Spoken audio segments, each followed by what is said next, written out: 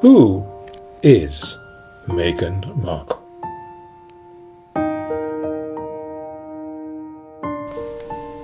Hello, welcome back. Gary Gedall, psychologist, psychotherapist. We're talking about Meghan Markle, and today it's my conspiracy theory about what really happened between her and her father. What's the story? So let's start off at the beginning. So Meghan is engaged to Harry. She's going to have this big wedding. It's going to be great.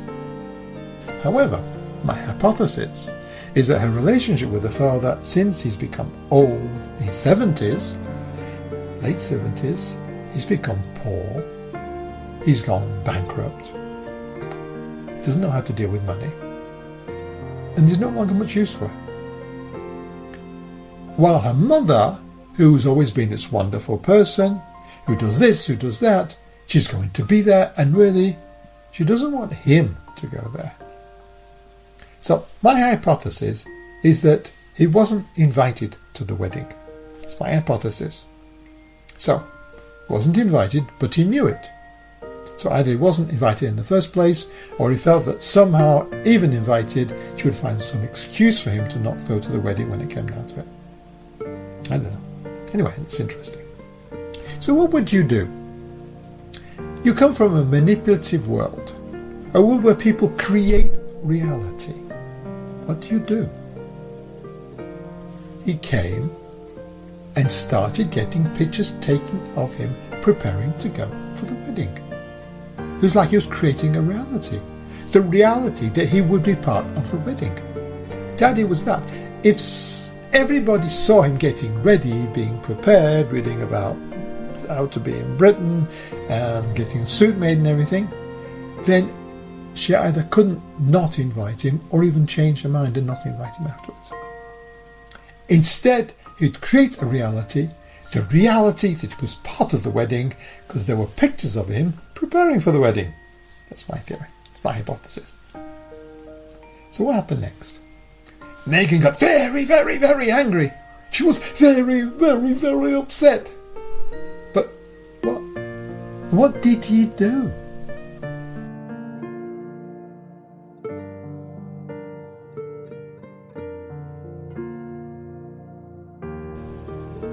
What, by making these pictures, in any way did it attack her privacy?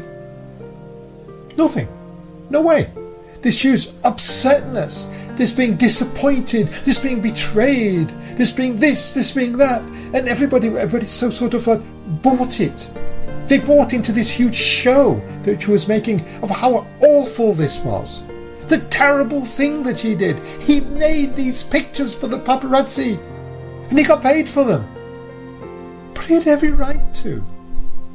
If I want to go and take pictures of me and put them in the newspaper and earn some money, I can do it. It's my right. It's my personal right. He didn't show any pictures of her as a child. He didn't show pictures of her in a bikini. He didn't take or show any compromising pictures of her or give it to the press. He didn't have anything to do with her. He took pictures of himself. How can that be a problem? For what reason could you have what we call a caca nervous about something like this? Doesn't make any sense. Unless the reason why she was so upset was because she felt she was being manipulated. And I don't think she was wrong in that. He was trying to manipulate her. No, that's not okay. It's her job to manipulate and create reality, not his. But what was he doing? Just what he's seen. What he's seen a million directors do. On set, he was creating a reality he hoped that would be so strong that she couldn't negate. But he made this huge, huge, huge mistake. She made a huge, huge crisis. And nobody seems to be aware of how much of a total nonsense this crisis was. Because at the time, she was the future princess. She was Prince Harry's betrothed. She was going for this big wedding, and poor her. She was being abused by this awful father who was doing these awful things, and for money. No. Take away her version of events. Look at the facts. Look at the skeleton. Don't look at the interpretation given by her. She's gaslighting you. Look at the facts. A guy allowed himself to be photographed in different situations. What is wrong with that? There is nothing wrong with that. There was nothing wrong with that. And yet she made it into this international scandal. And she made it such an international scandal, in my view, that then she felt legitimate to tell him, there is no way you're coming to my wedding. So, what had he done? To try and assure himself there would be the wedding, he'd given her the material that she needed and the weapon to convince the whole world that he wasn't worthy of going to the wedding. He is not, in any way, as intelligent or manipulative as her. He should have known it. And he lost everything. Now, the problem was, if he was not allowed to go to the wedding, what could he do for everybody not to lose face? What he did, what he told everybody, was he had a heart attack. Now, when I say he told everybody he had a heart attack, there is absolutely, to my knowledge, no medical records anywhere of any sort, of any intervention, or any proof of him having a heart attack. No medical records, no press releases. There's only his word that he had a heart attack, and the raw machinery repeating that he was having a heart attack. And everybody bought into this story. Blah, blah, blah, blah. I don't believe it, not for one moment. And I'm not even sure it wasn't Meghan's idea. Because it could have been. It would make sense. I also know of a lot of people on the internet who also don't believe in this heart attack story. And they, and I'm not going to quote, because those are just personal opinions without any proof. They're just an opinion.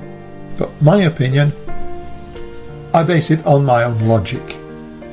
And my logic is good enough for me, and maybe it's good enough for you. Maybe you don't agree with it. Let me know in the comments. I'll be happy to hear other people's points of view, always. So I believe she told him point blank, there's no way you're coming to the wedding. And he found that as a pretext. Maybe she suggested it, I don't know. But the pretext was the fact he was having a heart attack. So already that was that. Yes, that was that. But there was only one chapter. That was only the first chapter. Okay, the next chapter, the letter. Yes, the letter. However, unfortunately, we've come to the end of this week's time, so that will have to wait until next week. Sorry for that, it's a bit of a cliffhanger.